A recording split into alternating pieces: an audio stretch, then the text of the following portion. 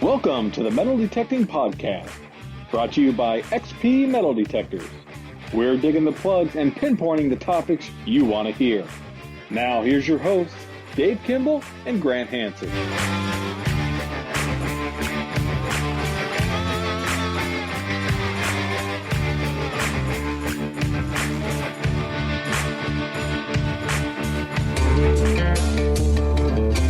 This show is brought to you by XP Metal Detectors.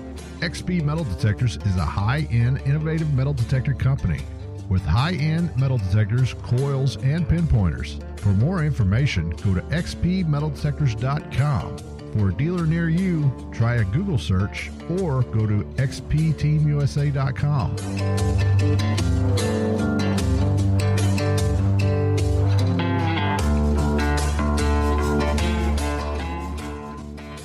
Hello and welcome to the Metal Detecting Podcast. I'm your host, Dave Kimball, coming to you from Central Oklahoma, and I'm joined today by my co-host, Grant Hanson, coming to you from New Jersey. How you doing, Grant? I'm doing well. How are you doing, Dave? I'm doing pretty good. Yeah, you getting all ready for Thanksgiving? Yeah, I'm getting pretty hungry already, thinking about all them turkey and ham and all that good stuff. Yeah, we're still figuring out exactly what we're going to do, who we're going to see, and what we're going to make. So we got to figure that out pretty soon, but we'll get it on handled. Yeah. As long as there's some good desserts, I'll be all right. Yeah, this year's Thanksgiving is going to be pretty hectic.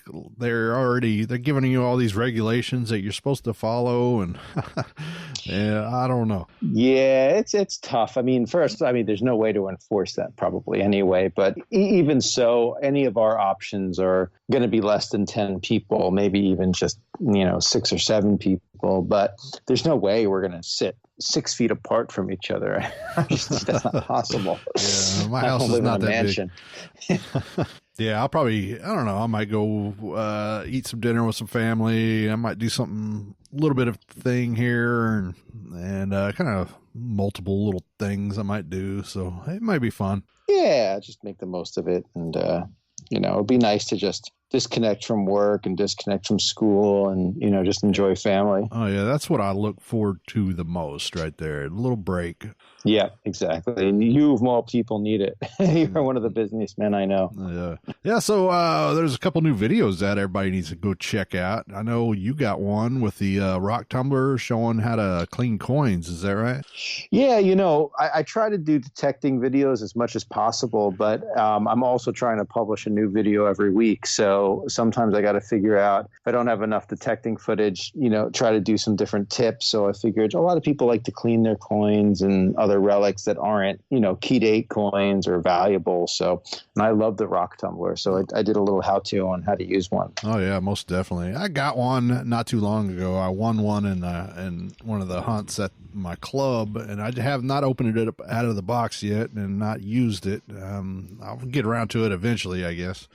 Yeah, you should. It's funny. They're not expensive. I probably, with the coupon I had at Harbor Freight, it was probably like $35 or whatever. And that was like 7 or 8 years ago. And I keep it outside in winter and freezing, and it's a tank. It just keeps going. Oh, yeah. Yeah, and also we got Gary has a new video out with his Gold Max program. And I think you did a video with him also. Is that right? Yeah, we did a 14 tips video on the dais on anything from, working with the WS4s to different program settings and how-tos. So I think it'll be a worthwhile video for anyone to watch, especially if they're new to the dais. I think, quick tips to just keep in mind every time you go out detecting. Yeah, right. And Christmas is coming up, and a lot of people start looking forward to contests going on around Christmas time because some people give away metal detectors, and that's a big deal, and we are too. We're having a 12 days of Christmas. Tell us about that. Yeah, I love that play on words, the 12 days of Christmas. So, we're going to do 12 days of giveaways, and I encourage everyone to stay tuned to our Facebook page because on Thanksgiving, we'll be telling more details about that contest, and it will end with a giveaway of a metal detector on Christmas. That's right. A brand new dais, and that's awesome. Yeah, it's a pretty good Christmas gift for whoever wins that. Yeah, today we get to talk to Brian Busse, and Brian is a hunter of gemstones, and he's been on Prospectors, a show on the Weather Channel, and a very interesting guy. Yeah, we all love all types of treasure hunting, but when you look at Brian's stuff and his family and what he's done on the show, it's just, I don't live in the Rocky Mountains, but it makes me really want to get out there and start gem hunting because it looks really cool, but also really treacherous. Oh, yeah, right. And when we get back, we'll talk with Brian Busse. And also after that, we'll talk about a giveaway, a continuation of a giveaway that nobody claimed. So we're going to continue the contest. This segment is brought to you by Omega Mill Pouches, the official digging pouch of XP Team USA. If you're looking for a rugged, hunt-tested, washable pouch, look no further than Omega Mill. Get on eBay and search Omega Mill Pouches. That's OMEGAMILL.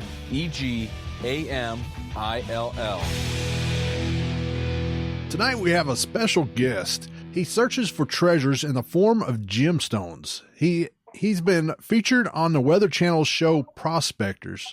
Let's give a warm welcome to America Gem Tracker, Brian Busse. How you doing, Brian? Fine, thank you. Thanks for inviting me on tonight. I appreciate treasure hunters all over the world. Thanks so much. And what I love about the treasure hunting that you do is your adventures are not just a business, but they're also a family affair, which is I think, a really special thing. I'm curious, how did you get started as a gem tracker, and then how did your family follow in your footsteps? Well, I originally started in the mid-'90s as a Jeep tour guide that specialized in rocks and minerals. The companies that had the equipment realized that they needed somebody that could safely take people up the difficult roads here in the Rocky Mountains and keep the people safe. And they approached me, and I got the wonderful opportunity to start prospecting all over the Colorado Rockies. That's fantastic. And how did your family start doing it with you? Well, I just automatically fell in love with it, and I think they were seeing the stuff that I was bringing home, and they immediately got hooked and started wanting to go out. So when I wasn't doing tours, we started going out as a family, and of course I fell in love with the aquamarines from Mount Antero, and it just became a natural for us. And as the mountain was being claimed up by other people, I picked a spot, and the family started our mine in 2002. And the first few years, we would spend 100 days up at 12,000 feet high in the Colorado Rockies. And we would work all summer and then make jewelry and market our stuff in the winter. And then we would head south, and I was a mining consultant. So I would go south and help my friends and families like ours that were starting gem mines. So it kind of became a migratory thing, and just fell in love with it and became a lifestyle. Yeah, so what are some of the pros and what are the challenges when it comes to working with your family? Well, it's like like every family, I guess. I didn't, even though they wanted to go along and wanted to do it, I didn't push them on days that they didn't, and I think they fell in love with doing it as well. Now they're all grown up and have their own families, and they still participate, but I don't push them to do anything. I think it's important to let them have time for their families and get into this as the grandchildren get older. And so they, developed a love for it. They know how to do the hard work that it takes, and they can go up to the mine and work hard for a few months and get rewarded, usually very well for it. So I think it's kind of in all of our blood. Well, again, I think it's great that that's a family affair. I think that's really special. When it comes to finding and searching for aquamarine, what sizes are the most common, and what sizes are you hoping to find? Well, we get them from small 1 or 2 carat stones up into the 700-800 carat stone range. Wow. Obviously, in gems, you're looking for the best blue color and the best clarity, but we get them of all sizes and shapes and have learned to utilize all of those different sizes. We have some of our stones in museums and in some of the finest collections of the world. Don't cut up the great big ones. We usually work a deal with a museum or a collector and preserve them as they are. And it's amazing these beautiful little gemstones hold up to the rugged talus field of a 45-degree angle in the top of a rugged mountain. But they come out of the pockets and come out of the sand and gravel in very good and pristine shape. It's and I still occasionally do tours with people, and I still enjoy sharing the experience. Nothing like somebody's face lighting up when they find that treasure. Mm-hmm. Oh, yeah. Yeah, so how do you go about finding a location that will lead you to gemstones, and how do you stake claim to something like it? Well, you stake a claim through the BLM, and then the Forest Service regulates it. It's different in different parts of the country. I've got some film coming out, and I'm using the name of American Gem Tracker, and the difference between a gem tracker and a prospector. Prospectors used to mainly go after metal, silver, gold, lead. What I do is go after the precious gems, and a lot of times it just starts with exploring an area and looking for finding the original stones in the gravel or on a ridge, and basically tracking them back to the source, which involves, digging and studying the alluvial layers of soil and rock. And eventually, if you follow the concentration, it takes you back to the original spot where they were formed. It sounds kind of like what we do in metal detecting is you're looking for the right spot, and you find some clues that tell you you're in the right spot, and that's where you can focus your energy. Yeah, it's very similar to that. I have fond memories of metal detecting with my dad when I was a kid, and it's amazing when you find that right location, what you can pull out of the ground. Yep, I just love the old coins and the old metal artifact. It's just like bringing back a piece of history. In the gem world, it's very similar. It's just natural history instead of man-made. So there's a lot of parallels. You mentioned earlier that your family had its own claim. Can you tell me about Thank You, Lord? Yeah, it's on the west side of Mount Antero in Chaffee County, Colorado. It is a standard 20-acre claim. My particular claim, I went through the process and made it a family trust so that I can pass it on to my kids and my grandkids. Because of the steepness of the mountain, we actually have 30 acres on a 20-acre claim because it's almost exactly a 45-degree angle. So we spent major part of the first year moving boulders from the size of folding chairs up to half of an automobile. And we exposed an area that we knew was loaded with gems. It's a natural funnel and a high concentration area. And I enjoy spending summers high in the Colorado Rockies. Yeah. So once you find a gemstones, can you sell them just as they are, or do you have to make the beautiful jewelry from it? And what is the market for these type of gemstones and jewelry? Well, it's more advantageous for us to go ahead and make them into jewelry for several reasons. Obviously, the price, we get to maximize the value.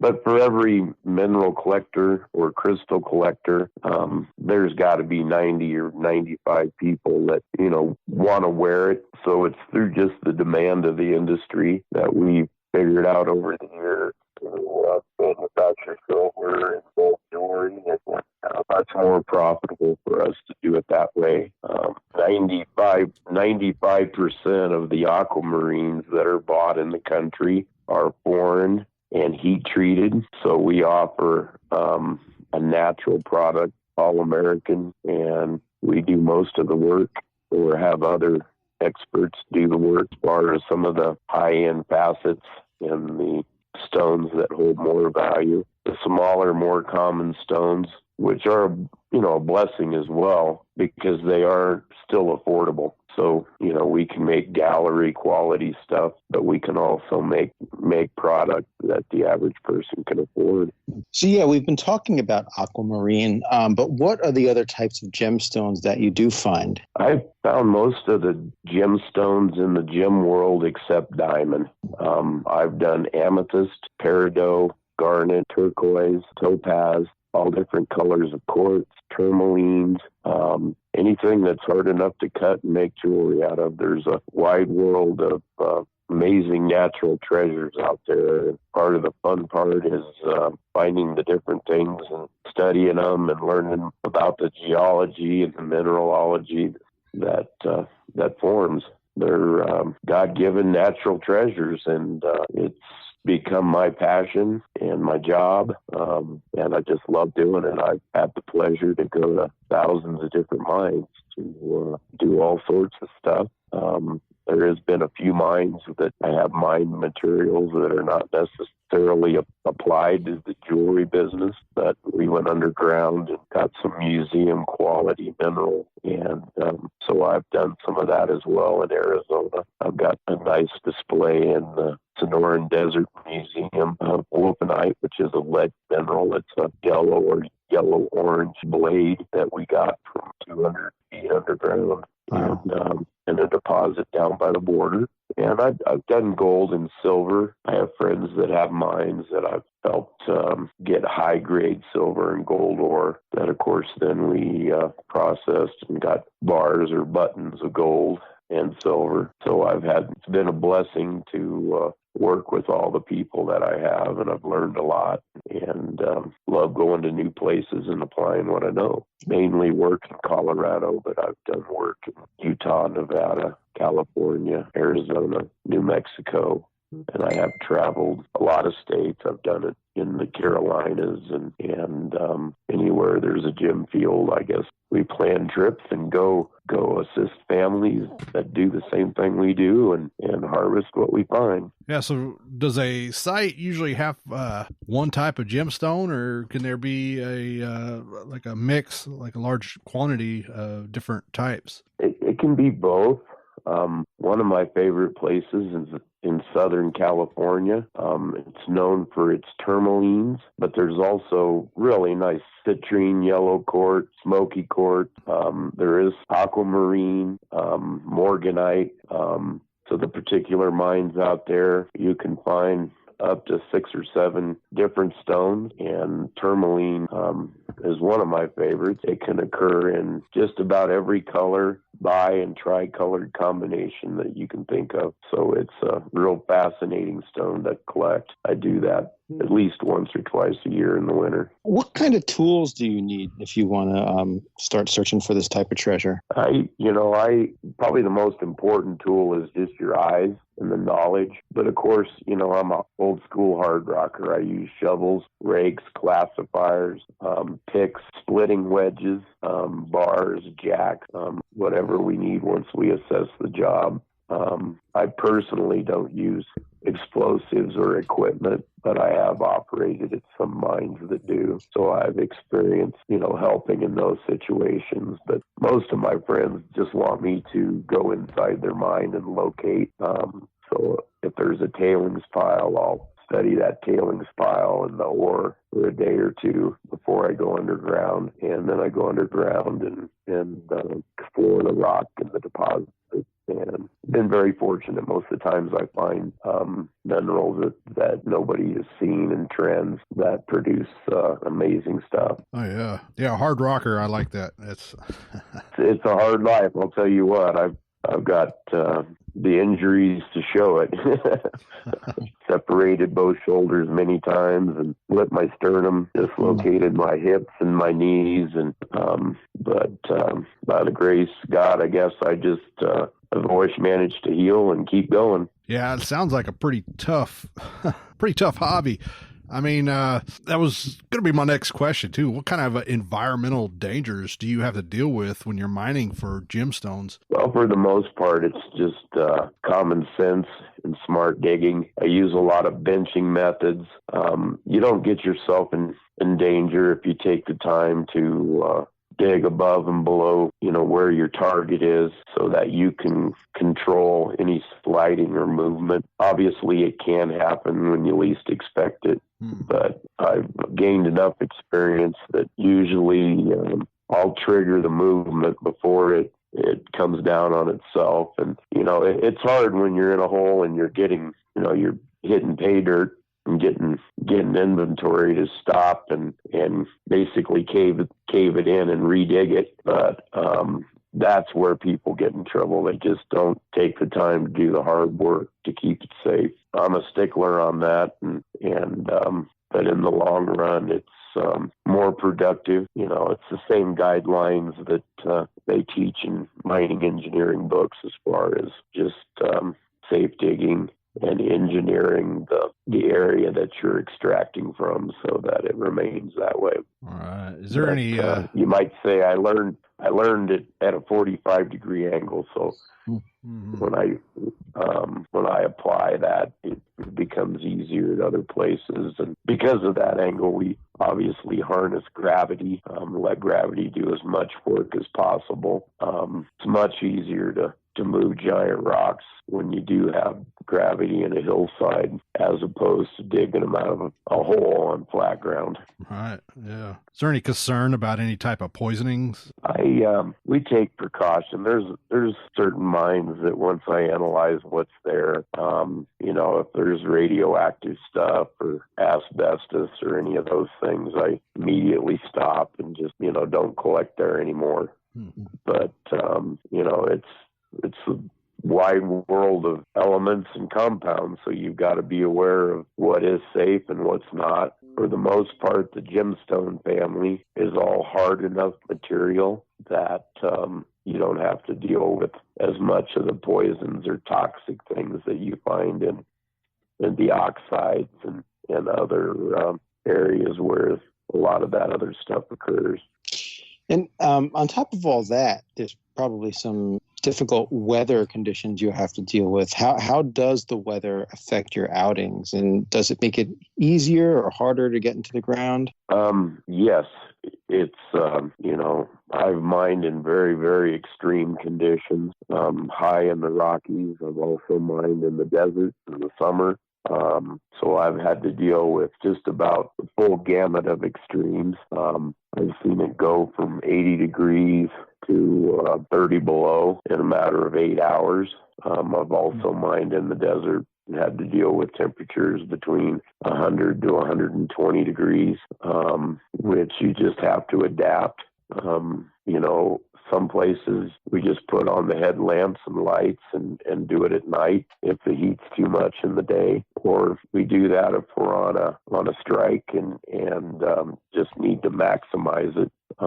Obviously the wind and the temperatures play a big part of it, but high in the mountains above tree line, the number one thing that can shut you down, of course, is the lightning, which we just drop all the metal and evacuate or shelter in a low spot underneath a rock. And we use plastic and rubber tarps that we set on and keep dry and just ride the storm out. Up there at those elevations, I've seen it snow a foot in the middle of the summer.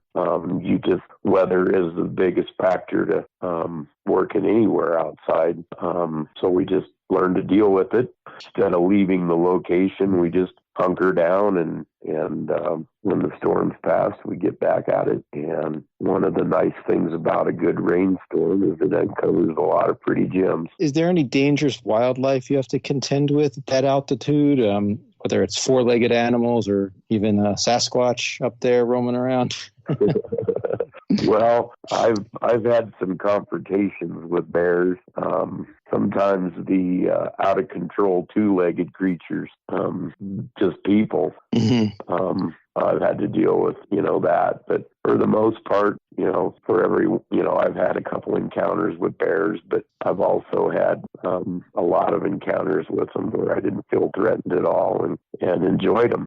But one story I'll tell is I didn't have a firearm on this trip, and I heard this bear run up the hill, and he stopped right in front of my teepee door. And I yelled at him to get out of there, and all I had with me was a machete. And I told the wife to take my buck knife, and if he came in, to cut the back of the teepee and get in the vehicle. And I'm yelling at him and banging, and he kind of gave a little grunt, went over, and you could hear him smelling around the campfire. Of course, we're good about not leaving anything for him to eat, and I'm still yelling and banging. He come running right back over to the teepee, and he went, "Ugh." I'm not sure, but I'm pretty sure that's screw you and bear. He was just informing me that he was not intimidated and he didn't have time to bother. And then I heard him run off. But that's probably the closest I came to actually getting attacked by an animal. Yeah, that's a pretty scary situation. Yeah.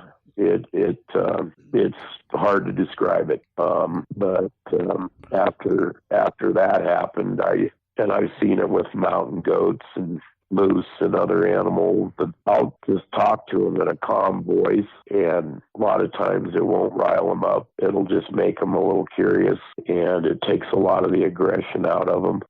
I've had some real close encounters that didn't end up that way at all. They were actually quite enjoyable, but boy, it'll get your old heart a-pumping. Oh, yeah, I bet. So I imagine this is also a pretty physical activity. I'm sure you have to be somewhat in shape, and I imagine there's a lot of physical work and quite exhausting. So how many hours can you dedicate to this a day? It just simply depends on how I'm feeling. The older I'm getting, I'm obviously slowing down, but when we started, I would go 12 or 14 hours a day and just basically work till I couldn't lift my arms up anymore, and would eat some food and go to sleep in camp and start over again the next day. So it is quite physical work.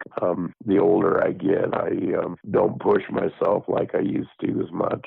I still do it enough to stay in shape, and that's where my guiding comes in. If I take people out and teach, it's not quite as strenuous on me physically, and I've had to do that just to rehab some of the injuries that I'd mentioned.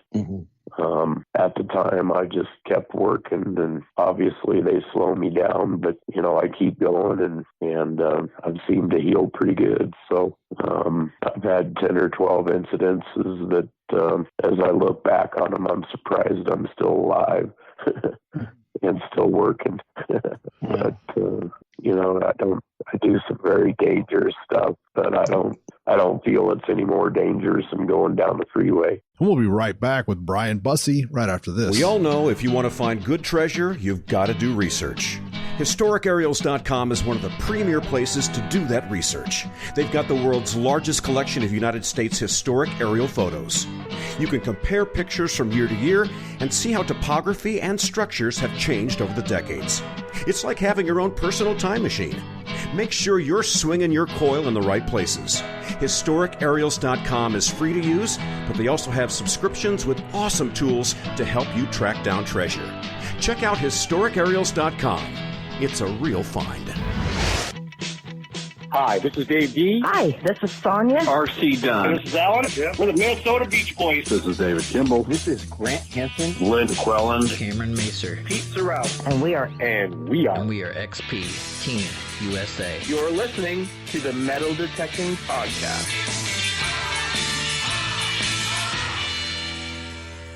And we're back with Brian Busse. Is there a season that's best? I know you mentioned before that there could be a foot of snow in the middle of summer above the tree line. So is this something you do year round, or is it a few months a year? How does that work? I can usually work in the high country in Colorado for 4 or 5 months a year, but it's weather related everywhere I go. So I'll migrate once the ground's frozen and the snow's piled up. migrate to an area south where I can still work. So just like the animals migrate to the weather, I guess prospectors do too. I'm blessed.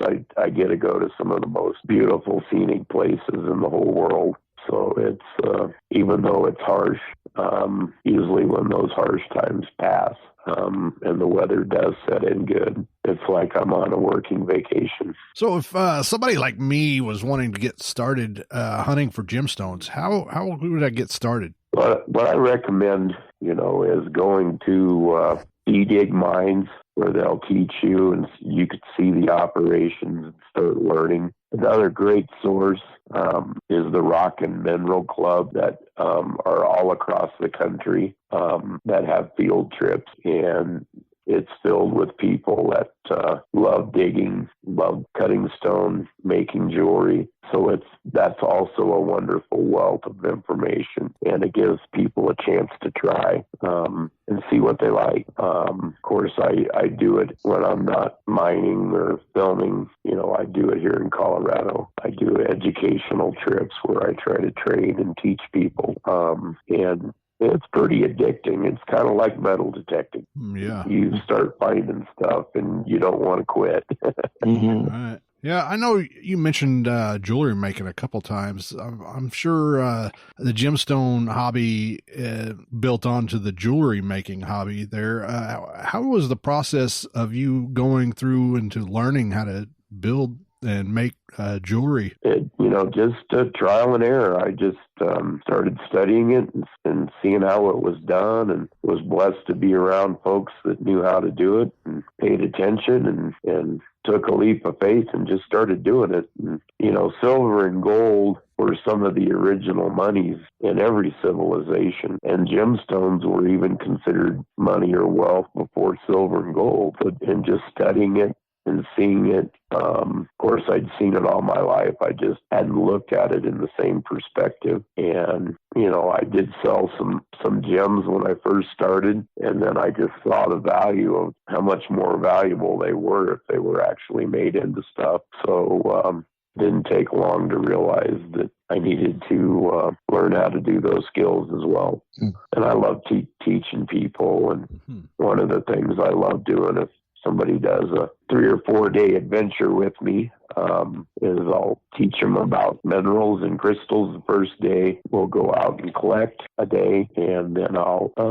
let them use my equipment. I'll teach them how to cut a stone and set it in a silver finding so that they actually can make their first piece. So that's an awful lot in 3 or 4 days, but everybody I've done it with just ends up loving it, and it does my heart good. Some of the people that I've done this with, a few years later, they'll come back and show me where their skills are at, and it just amazes me how fast and good they become at it.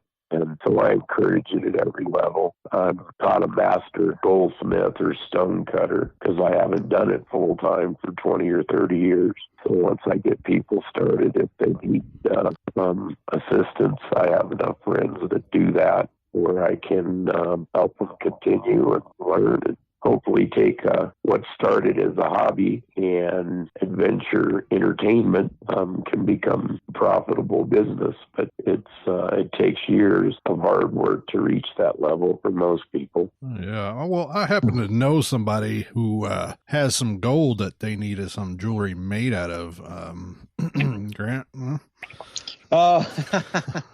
It's funny. I was out metal detecting. I've never found gold, like jewelry or anything, because I'm not really looking for that. 'Cause I'm out on colonial era homesteads or farm fields, and I wound up finding a man-made nugget of 14 karat gold that's just under an ounce in weight. So I think it must have been melted down from jewelry since it's 14 karat, but kind of just stare at it and keep it as its little nugget-like shape. But I have thought about, maybe making a necklace out of it or something. That kind of stuff can be cast or milled, I don't normally recommend it unless you have enough of it that you can go ahead and try it. But you most certainly could turn an ounce of 14 karat gold into one or maybe as many as 2 or 3 pieces of jewelry. It just depends on what you want made out of and who you're making it for. A lot of times when through the assay process, they would melt it down. And of course, part of what you have to do is flux it and clean it. You want to make sure that you get the toxicity out of it. Obviously, it's best if it's just like in nature. A lot of times it'll bond with copper because the melting point is the same or very close. But a lot of times the gold nugget will end up with some silver and some copper, maybe a small amount of other metals. And the target is 14 karat gold is much more durable than fine gold. So if you are going to make it into something, I recommend in the melting and fluxing and cleaning process before you cast. Then you can check out the purity and make a mold and cast it up. I have friends that I do it with, and very fortunate I can go in and utilize their places and have their expertise to help me do it safely. There again, you can get toxic and dangerous things mixed in with the gold, like mercury or arsenic, and so you want to do it in a controlled environment with people that have the safety gear and know how to deal with that kind of stuff. I did a project with a gold miner over by Durango, Colorado, and it took us 2 or 3 months, but we got some really high-grade ore. I found a little rock that, I don't know, was probably a couple ounces, and it assayed out at an ounce a pound. So we've got about a ton of that material that was surrounding that, as well as some black sands that had accumulated below that area. And we burn it, which basically breaks the structure of the rock and releases the gold. In this case, it had silver and palladium in it, but we ended up with a 67-ounce bar that was about 70% gold. Holy moly. It's a nice bar. That is. It's a lot of work. Yeah. More common. What people would target is probably just exactly what you found. We call them buttons or little man-made nuggets that ended up being, from a small kiln that would end up being a half ounce or an ounce. Where they would use the smelter cups and cook everything else off, and the gold would settle in the bottom. Of course, the cups are tapered, so you end up with a little button, is what I call them. Or a shape that's in the bottom of the vessel that you put inside the kiln. Yeah, I'll have to see what I wind up doing with it. I might just keep it as is for a while. Can you tell us, how did you get involved with the show Prospectors?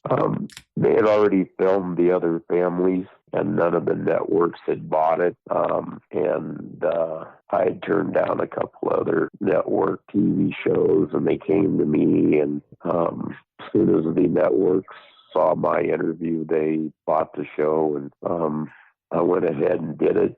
Even though I had turned it down in the past, I kind of did it for poor man's life insurance, I guess. I wanted my family to have the notoriety, which obviously helps them sell whatever they make or produce. So I went ahead and did the first 4 years, and you might say I got baptized in the industry, the good, the bad, and everything in between. And when the networks were done, they gave me a credit for a lot of the original content ideas. What they'd hear me say, they would have my family and the other families do. And after the 4th season, I didn't sign up for any more and decided I was going to maybe pursue doing some film on my own, and I've been working on it since, and expect to have something ready to release here pretty quick.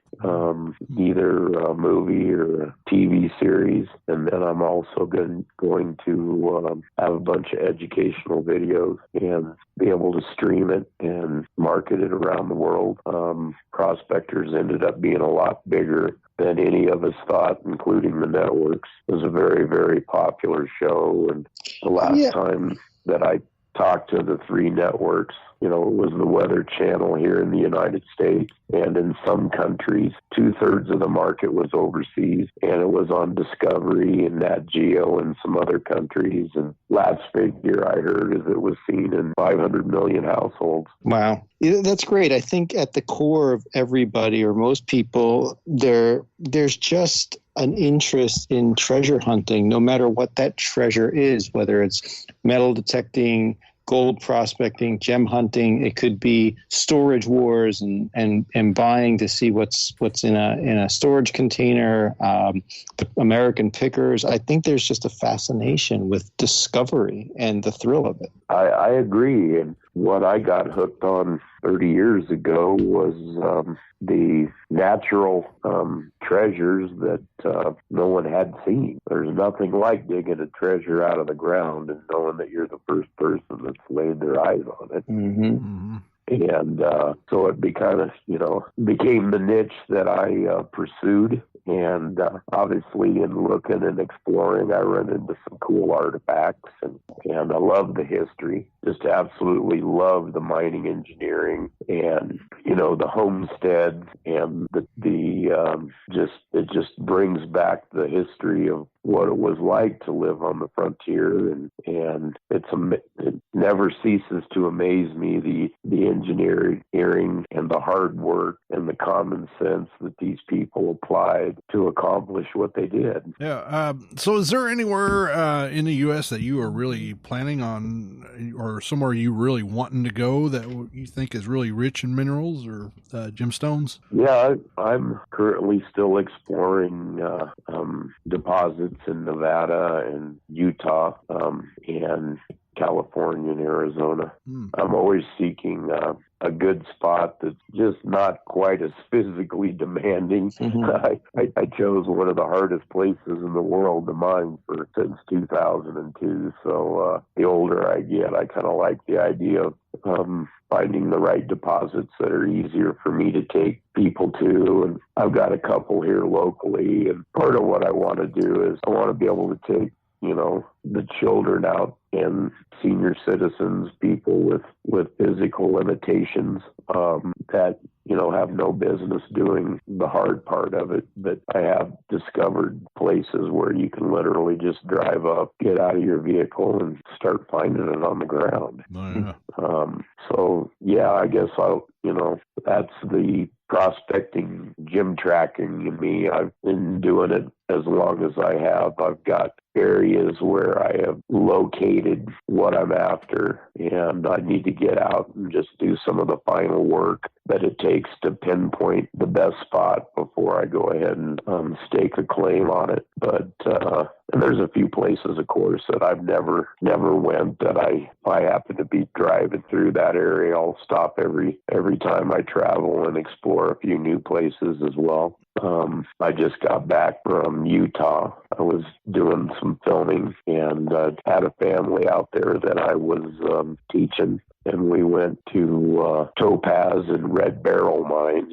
Red Beryl is basically a red emerald, a very valuable gem. And the Topaz is right with it. We also discovered some amethyst. So on the last trip, I got some amethyst and topaz and a few small pieces of red beryl. So that's what I do when I travel. Just love doing it and done my research. So most people travel from town to town. I travel from mineral location to mineral location. And, I think a lot of it just comes back to my love of nature. Never a bad day when you're out there. Oh, yeah. And if the weather strikes you down, you just rest up and get ready to do it when the weather clears. Right. That's the best thing about both of our hobbies there, the nature and getting out and clearing your mind. Yep. Absolutely. Especially in these difficult times, it seems like nature heals our souls. We can forget about the world and the troubles and and go out and enjoy it, either, with family and friends. And a lot of it is too, of course, we all like finding stuff, but I think it kind of comes back to the adventure of the hunt. Mm-hmm. Right. Yeah. And there's a little bit I think that's in all of us. Right. And there's a little bit of a healing aspect to it, getting out there and clearing your mind and looking for stuff and finding something and getting that excitement about it all. So true. So true. I think, after doing this for years with so many people, I think you're absolutely right. I think that's probably one of the biggest treasures that we all get from doing what we do. So if any of our listeners would like to know more about Brian, check him out on his YouTube channel called American Gem Trackers. And if anyone wants to buy your stones or jewelry, where should they go? They can reach out through social media. I'm on most of it. I've got a website that I'm starting to develop, but most of my products are not posted yet. But if you Google or search Brian Busse, American Gem Tracker, most of my links will pop right up. Great. Yeah. And keep us posted. Sure. And keep us posted on your website. Once you launch it, we'll make sure we promote it on our different channels as well. Exactly. Well, I appreciate that. And besides the material that I have on there, keep in mind that I have a couple hundred of the best minds in the country, as well as the people that I consider maybe some of the top jewelers in the country. So if I don't have the material, I'm glad to reference it to my network of people that I know will work hard to satisfy anybody and everybody. And, gemstones and jewelry and silver and gold, those things are an investment. If they're done right, they should retain their value, unlike so many things that we buy these days. So it's, one of the things that I see on TV is from one of the national companies is know your jeweler. Well, I take it a step further, know your miner, because we provide that stuff for the jewelers. And there's some wonderful craft jewelry makers out there that do beautiful stuff. And I'm always glad to share that with anybody that's looking. Be more than glad to refer. And through my network of people, it's pretty hard to find it at the prices that we can provide it to the public. And we like doing that so that everyone feels like they've got something that's going to appraise for more than they bought it for, and hopefully be a keepsake that they can have the rest of their life and pass it on when they're done. Yeah. Well, Brian, thanks so much for joining us on our show. We really appreciate it. We'll keep in touch, and once you have more movement on your TV show or your movie, we'll make sure to continue to promote it, and we'd love to have you back on sometime. It sounds great, guys, and I've got a lot of things happening, and let's stay in touch, and I appreciate this. If you send me the links, likewise, I know I have a lot of friends and associates and fans that would definitely tune in and listen to us on Friday. Right. Fantastic. Yeah, it was great talking to you, and I learned a lot from about gemstones, and kind of got a little itch there. I might have to look into it. When you're ready to give it a try, you just get a hold of me, and maybe we can go out and have a field trip one of these days. Yeah, that'd be awesome. That'd be great. Yeah, that'd be awesome. Yeah, like I said, like Grant said, we'll love to have you back again, and we will see you next time we talk to you. That sounds great. And send me those links, and I'll do my best to promote what you folks are doing. Have a good night, guys. You too. Bye-bye. Check us out online at xpteamusa.com. If you are in the market for a new pinpointer, then check out XP's MI6 pinpointer. Waterproof up to 6 meters, 2 audio modes, picture poles, 3 levels of sensitivity, rechargeable lithium battery, 7 programs to choose from, 7th program being connectivity to your machine, allowing 50 levels of sensitivity and recovery mode for your MI6. For those on a budget, check out the MI4 pinpointer with all the same options except for connectivity. So find an MI6 or an MI4 pinpointer through a dealer near you. All All right, that was Brian Busse. Great guy, very interesting to talk to. Learned a lot about gyms.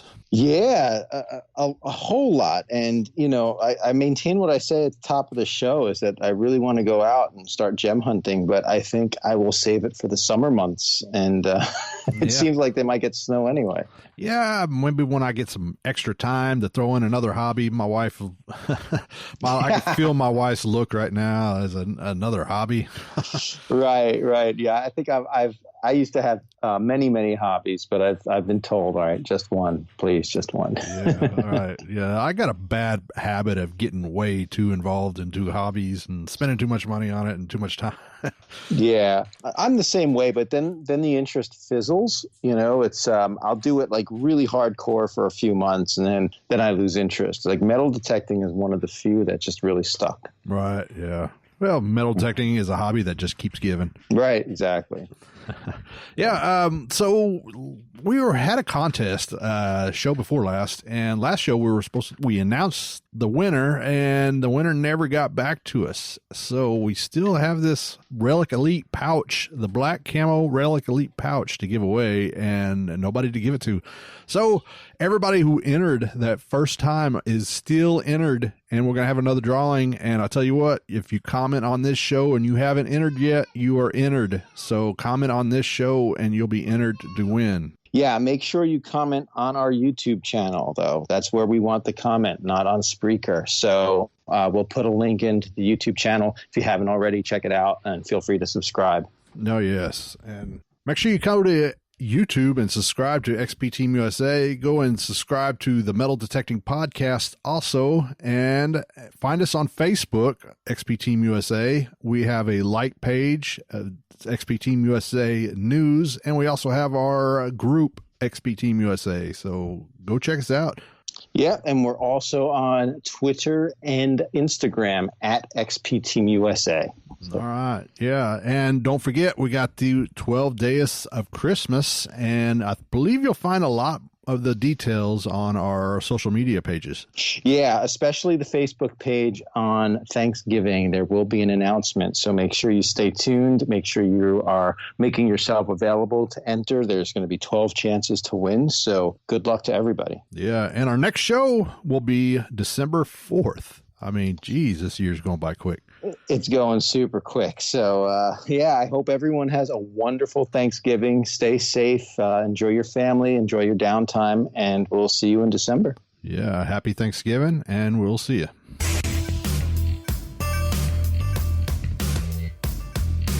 Get that permission, put the coil to the soil, and we'll catch you next time right here on the Metal Detecting Podcast. Brought to you by XP Metal Detectors.